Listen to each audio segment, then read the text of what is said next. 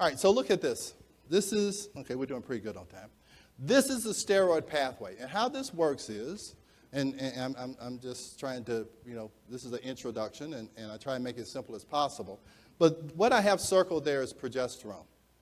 And you see progesterone is high up in this whole little cascade of things. And progesterone, all the other hormones are dependent upon progesterone doing what it's supposed to do. And here are the two things it can do. It can go to the right, and that's enzyme number 5. Enzyme number 5 is 21-hydroxylase. And what 21-hydroxylase does, it takes that 21-hydroxy group, which is an OH, and I think I'll show it to you on the next slide, and it takes it off so that it can move down the path of mineral corticoids. Or enzyme number 3, 17-alpha-hydroxylase, can put a hydroxy group on the 17 position, and it doesn't matter where it is, but just believe me, it makes a change. And then it can move down toward androgens and estrogen and cortisol and all of that stuff. All right? So it's very important that you have the right substrate to work with so that all the other stuff will go smoothly. Does that make sense to everybody? Okay? And if you don't have the right starting point, you're probably not going to get the right ending point. Okay? So that is the 17-hydroxy position. That is to make it go down, okay? You have to be able to put an OH group right there where that acetyl group is, where that arrow is not really pointing to, but where that acetyl group is, okay? Now, all you biochemistry and chemistry majors, in order to get that there, because you can only have 4 bonds to a carbon, right, my pharmacist? Okay? So then I'm going to have to remove that in order to put my other thing there. I can't just stack it on top, right? So therefore, I would need an enzyme that would cleave that off. That would have to be a 17-acetylase because they have to take that acetyl group off. Okay, so what we do is we go back and we look at our little chart here and see if we see an enzyme to remove that little thing off so we can put that hydroxy group there. So why, let me ask the future Mrs. Himes, why wouldn't the body have an enzyme to remove that? That may be too tough a question. Let me tell you why.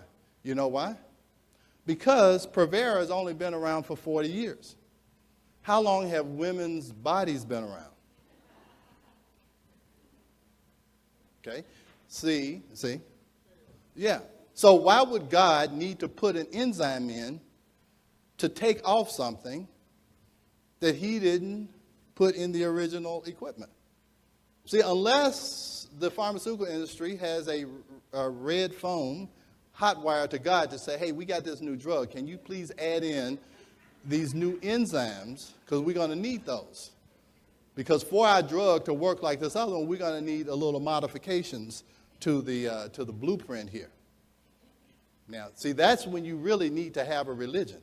If you're going to, we really need to have this be a religion if we're going to get that. But unfortunately, there is no religion for that, and so they don't have a red phone to the guy. So you don't have an enzyme to do that. So what happens is that when that Provera gets in that red circle there, those enzymes are looking at it like, as my daddy would say, a cow looks at a new gate. I never knew what that meant, but somehow cows get confused when you put in a new gate. So that's how the receptors are looking at that Provera, and those enzymes are looking when they see that weird thing sitting there. So enzyme number 3 and enzyme number 5 don't work on Provera, and so you don't know what that characteristic effect will be.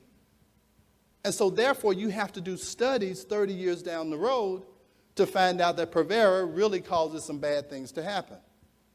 When you use bioidentical hormones and you measure the action appropriately, you have a blueprint to know where it's going to end up.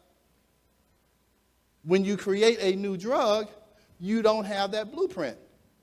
So it's always the scariest thing that I hear in my practice is when a patient says, I'm on a new drug.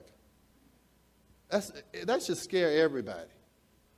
Because 10 years down the road, you're going to find out what that drug, what system it screwed up. My favorite word is old drug, Bactrim, ampicillin, been around 50, 60 years, we know won't kill you. Okay, so anyway, let me move on. I told you I'm used to being able to submit. Okay, so